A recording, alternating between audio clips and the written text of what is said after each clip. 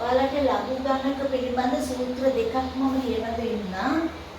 ඒ සූත්‍ර දෙකෙන් ගැටලු කීපයකට අපි විසඳුවා. මම තවත් ගැටලු කීපයක් විසඳලාද පුරුදු කරන්නම්. ඒ උපකරපු පළවෙනි ක්‍රමය තමයි ලඝු A පාදයේ B සමානයි එකයට ලඝු B පාදයේ A බව මතක ඇති.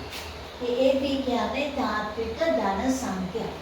තවත් ක්‍රමයක් අපි ඔප්පු කළා ලඝු A පාදයේ B සමානයි ලඝු වෙනස් C පාදයක් දාලා මෙන්න මේ ආකාරයට ක්‍රමයක් අපි ඔප්පු කළා. මේ දෙකෙන් ගැටලු කීපයකට විසඳුවා.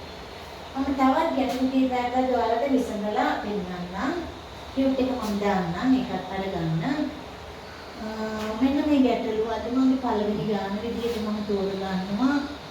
ලඝු AB පාදයේ x සමානයි ලඝු A පාදයේ x වරක් ලඝු B පාදයේ x බෙදීම ලඝු A පාදයේ x ධන ලඝු B පාදයේ x.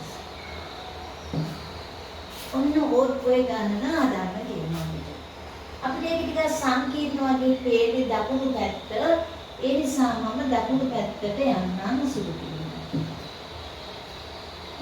මම මේ දෙන්න ඔහොම තියාගෙන එකපාරට මුකුත් ඒ දෙන්නට කරන්නේ නැතුව හරිය ධන ලකුණක් තියෙනවානේ. ඒ ධන ලකුණ තියෙන තැන දෙපැත්තේ පද දෙකේ A පාදයේ x B පාදයේ x. මම පරස්පරය ගත්තොත් අර පාදේ එකකට හරව ගන්න පුළුවන්. x පාදයේ B A ධන එකයට ලඝු x පාදයේ B. දැන් මම මොන ගණන පටන් ගත්තේ හරිය.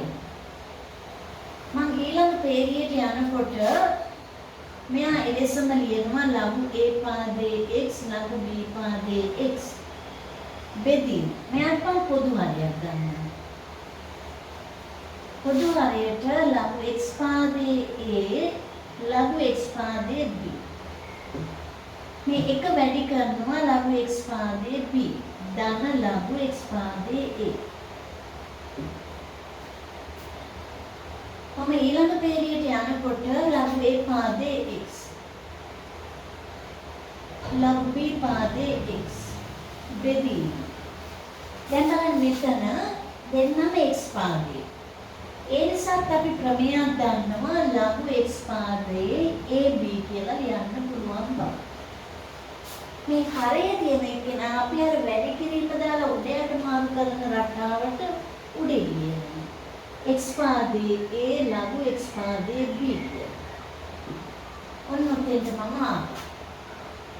දැන් අපි පොඩ්ඩක් බලමු මෙයා A පාදයේ x මෙයා x පාදයේ එහෙනම් ලඝු A පාදයේ x ලඝු B පාදයේ x වරක් මෙයා උඩයට මාරු කරන්න.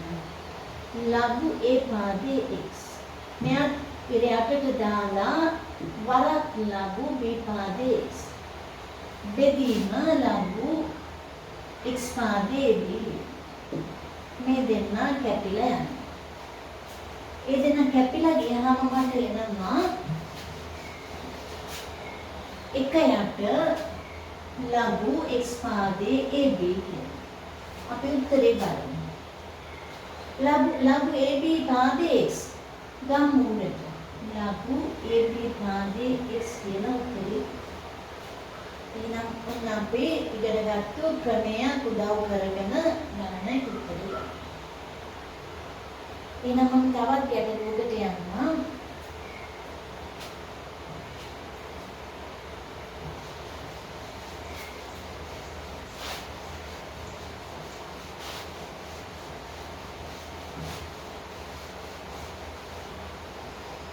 අපි බලමු ඊළඟ ගණන. ලඝු B පාදයේ A වරක් ලඝු C පාදයේ B වරක් ලඝු D පාදයේ C වරක් ලඝු A පාදයේ D සමානයි එක බව ඔප්පු කරන්න කියනවා. B පාදයේ A C පාදයේ B D පාදයේ C A පාදයේ D. අපි මේ ඔප්පු කරන්නේ අපි දන්න ක්‍රමයක් උදව් කරගෙන. අපි මෙයාව එහෙමම තියෙනවා. ලඝු B පාදයේ පාදයේ A. මේ සෑම එකක්ම අපි දැන් B පාදයට හරවමු අර ක්‍රමයක් උදව් කරගෙන ලඝු B පාදයේ B යට ලඝු B පාදයේ C. ඔයාලගේ දෙවෙනි ක්‍රමය. මෙයා කියමු ලඝු B පාදයේ C යට ලඝු B පාදයේ B කියලා. මෙයා කියමු ලඝු B පාදයේ D යට ලඝු B පාදයේ A කියලා. මම මේ තෝරගත්තේ LHS. දැන් අපි බලමු මේ දෙන්න කැපෙනවා. මේ දෙන්න කැපෙනවා. මෙයාට එකයි. මේ දෙන්නත් කැපෙනවා. කෙලින්ම අපි උත්තරයට එකයි කියනවා. ඔන්න ඒ ගන්නත් හරි. එහෙනම් අපි තවත් ගැටලුවකට යමු.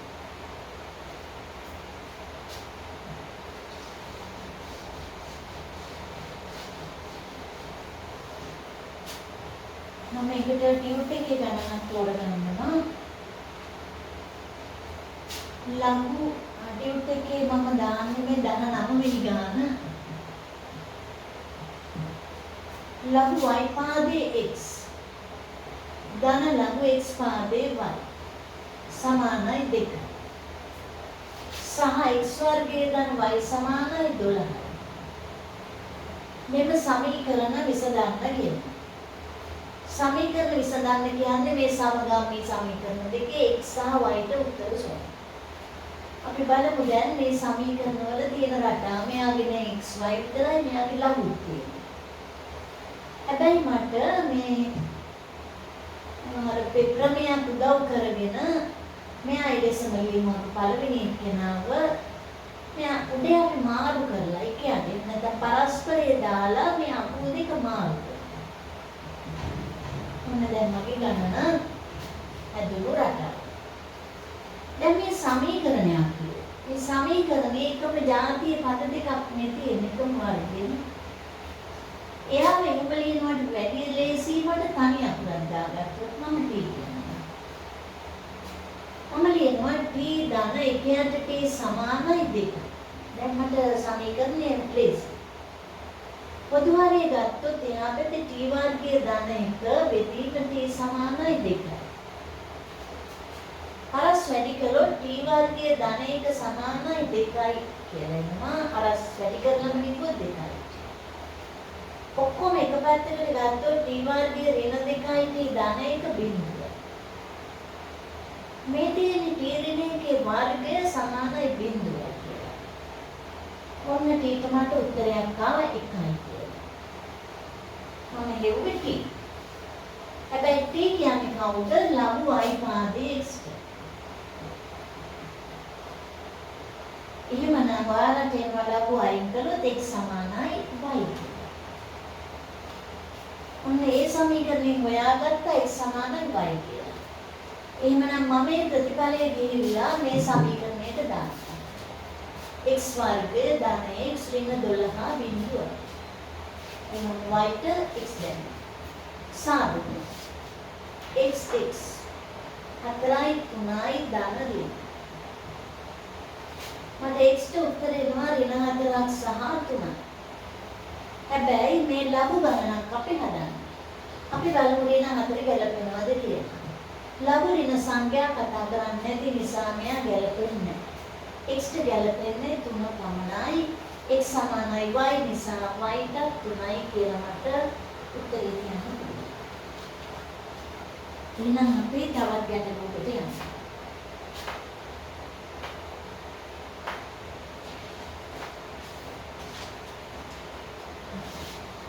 මම තෝරගන්නම් ටියුට් එකේ 16 වෙනි ගණන.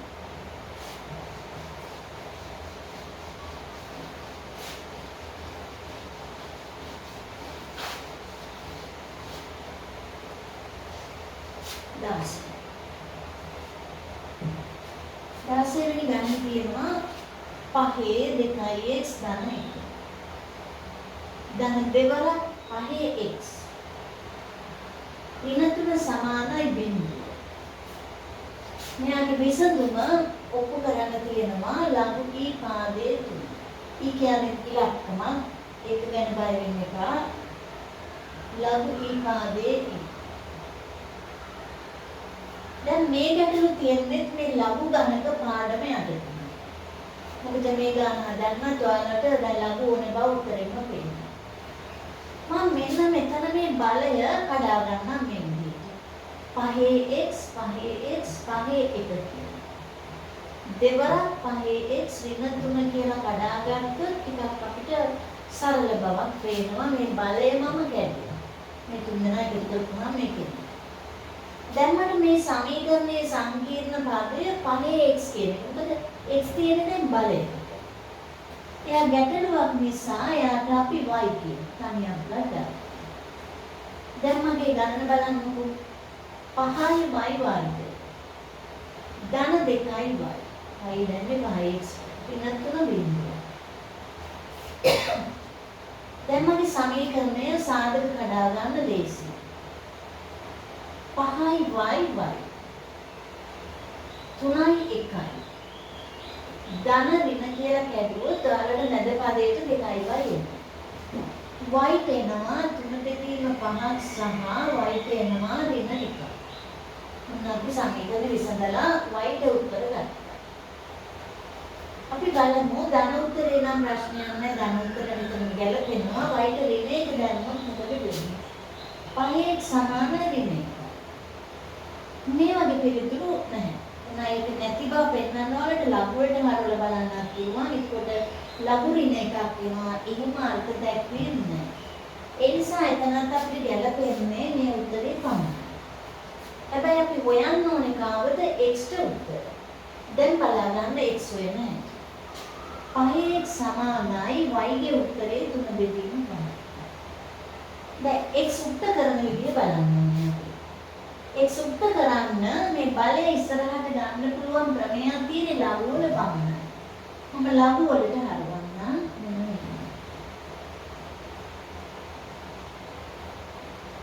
දැන් අපි බලමු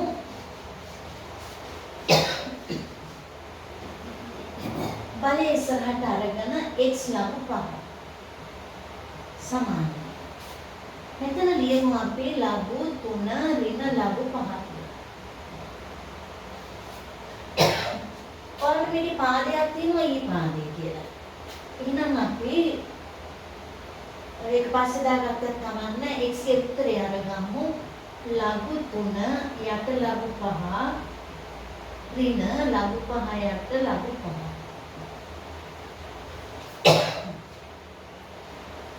උත්තරේ ඊ පාදයක් තියෙන නිසා ඊ පාදේ 3 ඊ පාදේ 5 ඍණ 1. නැගැටෙනවා. ඊළඟ පේළියේදී අපිට ලියන්න පුළුවන් x ගේ උත්තරේ ලඝු ඊ පාදේ 3 යට ලඝු ඊ පාදේ 5 ඍණ 1 වෙනුවට ලඝු ඊ පාදේ ඔක්කොම තියෙන උත්තරේ ලැබුණා. අපි තවත් ගැටලුවකට යමු.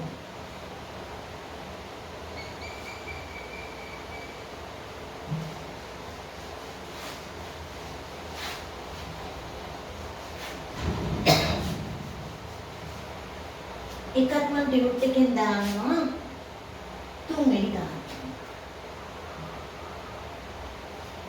තුන්වෙනි ගානේ තියෙනවා ලඝු 5 ලඝු 2 ලඝු 3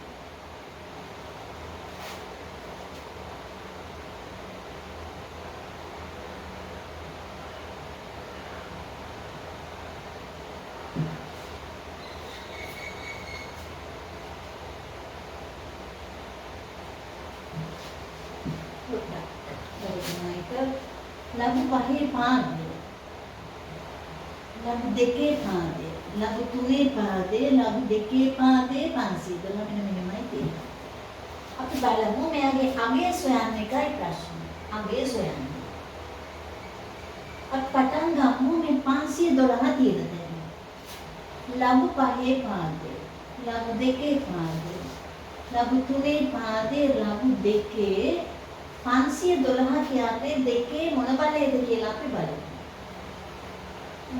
දෙකේ බලයක් විදියට අපි ගත්තොත් දෙකේ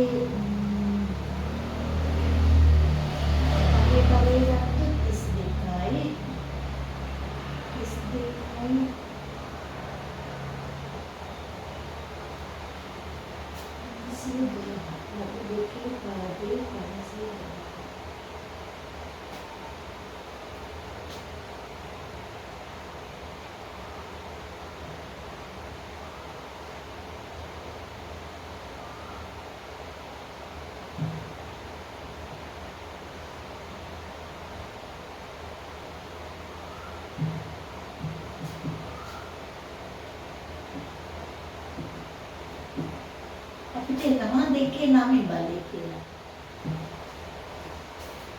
දෙකේ නමේ බලය. දෙක නම සැරයක් වැඩි කරපුවම 512. එහෙනම් අපි බලමු එතනින් පටන් අරගෙන ඉස්සරහට යමු. දැන් මම ලියනවා ලඝු පහේ පාදයේ, ලඝු දෙකේ පාදයේ, ලඝු තුනේ පාදය, ලඝු දෙකේ පාදයේ, දෙකේ නමේ කියන්නේ නම.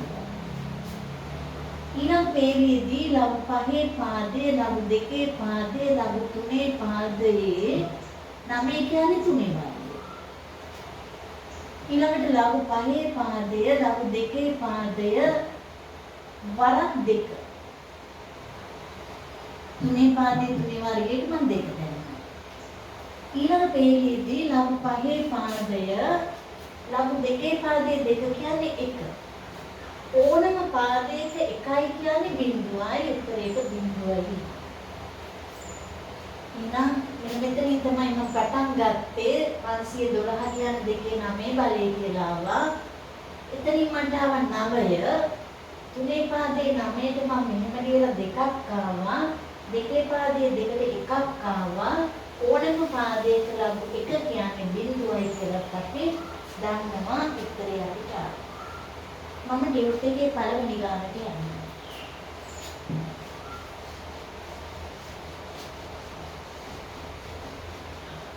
පළවෙනි ගාන මෙන්න මෙහෙම තියෙනවා. ලඝු A බෙදීම y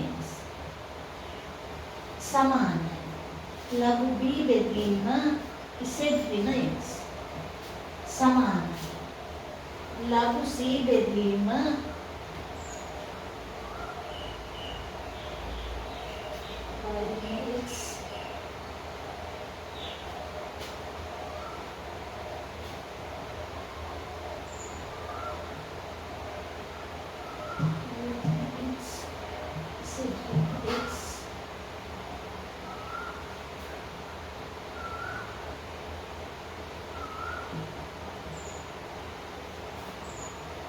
නම් ABC සමාන 1 බව.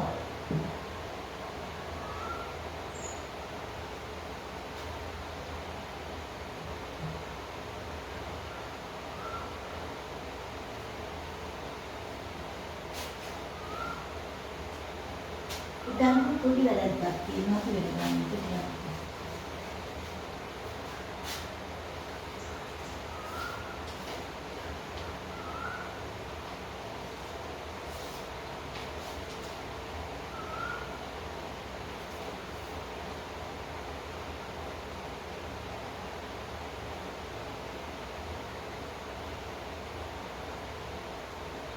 ඊළඟ ගාන විදිහට මම තෝරගන්නවා ලඝු A පාදයේ n.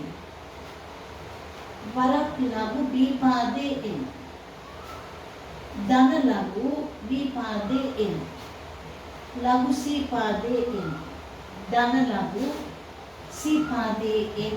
ලඝු A පාදයේ n. උත්තරේට මට එන්න ඕන ලඝු A පාදයේ n. වරක් ලඝු B පාදයේ n.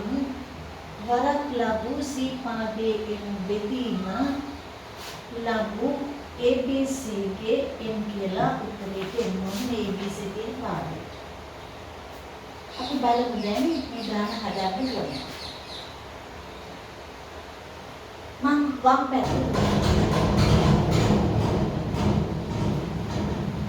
පැත්තේ මම එක යට කියලා පරස්පරේ දානවා. ලඝු n පාදයේ A, ලඝු n පාදයේ B. ධන එකයට ලඝු n පාදයේ B, ලඝු n පාදයේ C. ධන එකයට ලඝු n පාදයේ C, ලඝු n පාදයේ A. දැන් මම පොදු වරේ ගන්නවා. ලඝු n පාදයේ A, ලඝු n පාදයේ B ලඝු n පාදයේ C කියලා. මට මේ එක වැඩි කරන්න වෙනවා ලඝු n පාදයේ C ලඝු n පාදයේ A ධන ලඝු n පාදයේ B. මම දකිනවා දැන් ලඝු පිළිබඳ සූත්‍රයක් උදව් කරගෙන මට ලියන්න පුළුවන් ලඝු n පාදයේ ABC.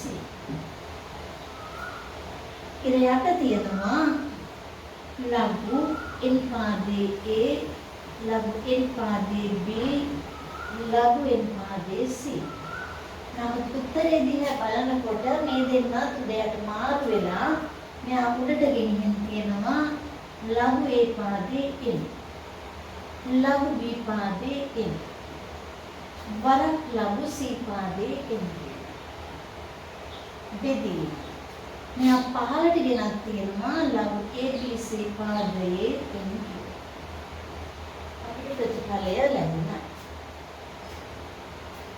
එහෙනම් අපි තවත් ගැටලුවකට යමු.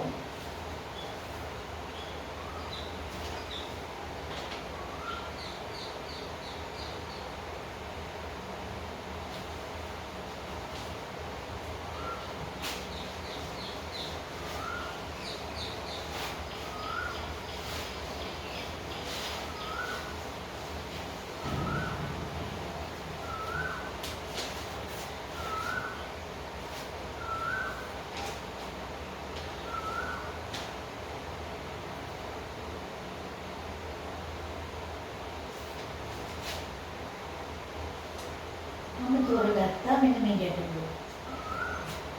ටියුට් එකේ 22 වෙනි නාම. ලඝු 3 පාදයේ x. ඍණ 4යි ලඝු x පාදයේ 3. ධන 3 සමානයි බිඳුවයි. සමීකරණය විසඳන්න. සමීකරණය විසඳන්න කියන්නේ x ට උත්තර සොයන්න. මම ලඝු 3 පාදයේ x එහෙමම තියනවා. ඍණ 4 මෙයා ඉරයටට අරගෙන ලඝු 3 පාදයේ ලියනවා.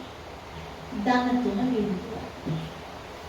දැන් මගේ සමීකරණයෙන් පේන්නේ මෙන්න මේ පදේමයි මෙතන. එහෙනම් මම නිතර මේ වගේ පදයක් දැක්කම එයාට ආදේශයක් පොර ගන්නවා මම y කියනවා. y ඍණ 4 යටමයි. ධන 3 එයා පැත්තේ බිඳුව. මම පොදු හරියට y කිව්වොත් y වර්ගය ඍණ 4 ධන 3යි y යහපැත්ත බිඳුව. ඕනම සංඛ්‍යාවකින් බිඳුව වැඩි කළොත් බිඳුව. එම නිසා මගේ සමීකරණය y වර්ගය ධන 3යි y ඍණ 4 බිඳුව. මට මෙයාව සාධක කඩන්න පුළුවන් y 4යි 1යි ධන 3. දැන් මට y ට එනවා එකක් සහ y ට ඍණ 4. අපි බලමු දැන් මේ y ගේ ධන උත්තරේ නම් ප්‍රශ්නයක් නැහැ. y ගේ ඍණ 4 ගැලපෙනවද කියලා. y ට ඍණ 4 දැම්මොත් මට එනවා මෙන්න උත්තරයක්. ලඝු 3 පාදයේ x සමානයි ඍණ 4යි කියලා. x ට එනවා 3 ඍණ 4 බයි. ප්‍රශ්නයක් නැහැ. එහෙනම් මේ උත්තර දෙකම මට ගැලපෙන උත්තර. එහෙනම් මගේ ගැටලුව x එවීමනේ. එහෙනම් දැන් x හොයන්න යන්න. y ට එක දැම්මොත් ලඝු 3 පාදයේ x සමානයි 1යි. x සමානයි 3 එකේ බලය 3යි. ඊළඟට අපි ඍණ උත්තරේ දාලා බලමු. ඍණ උත්තරේ හරි ගියා. ලඝු 3 පාදයේ x සමානයි ඍණ 4යි. x සමානයි 3 ඍණ 4. එකයට 3 4 තිබ්බනම් වඩා 3. ඊළඟ අපි බලමු තවත් ගැටලුවක්.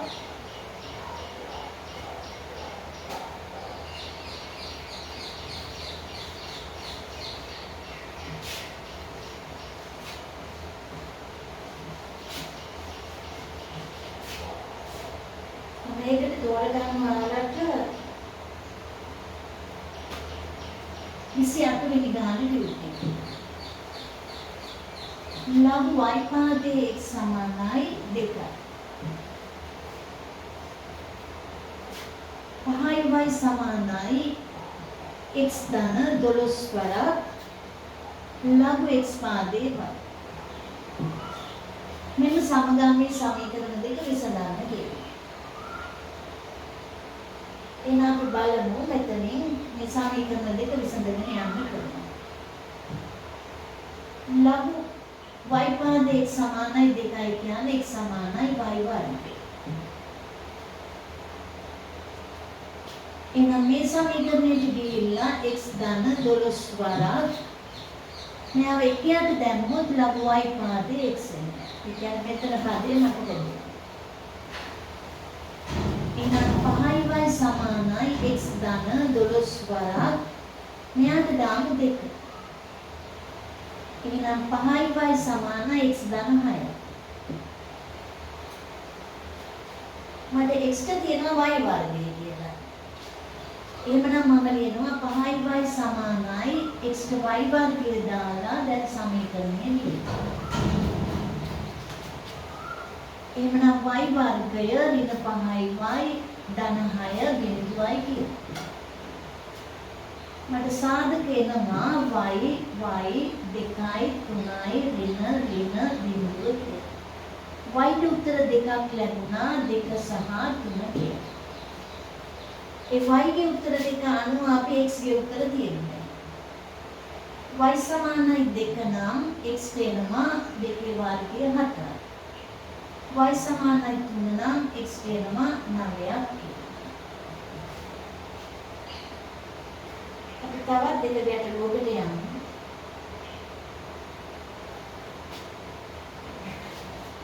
ඒ ගැටලුව මම තෝරගන්නවා 29 වෙනි ගණන.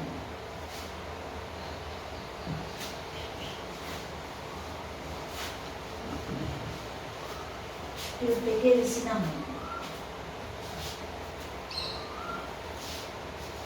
ලඝු දෙකේ පාදයේ x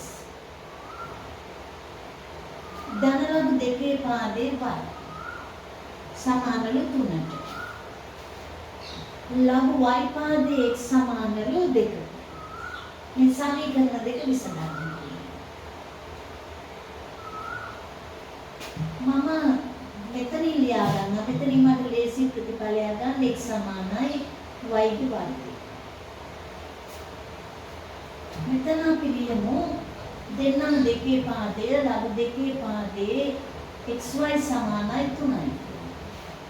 දෙන්නම් දෙකේ පාදේ නම් අපිට මතක් වෙන්න ඕන ක්‍රමය. xy සමානයි 2 3 වර්ගය කියලා. ලඝු y. අපි x ට දානවා y වර්ගය කියලා. එහෙනම් y වර්ගයේ වරක් y සමානයි 2 3 වර්ගය. එහෙනම් y ගේ 3 බලය සමානයි 2 3 වර්ගය. මේ ප්‍රතිඵලය දැක්කම ඔයාලට පේනවා y සමානයි 2යි. y සමානයි 2 නම් x සමානයි 4යි කියලා x ගේ උත්තරේ. එහෙනම් අපි තවත් ගණන් ටිකක් ඊළඟ පාඩමේදී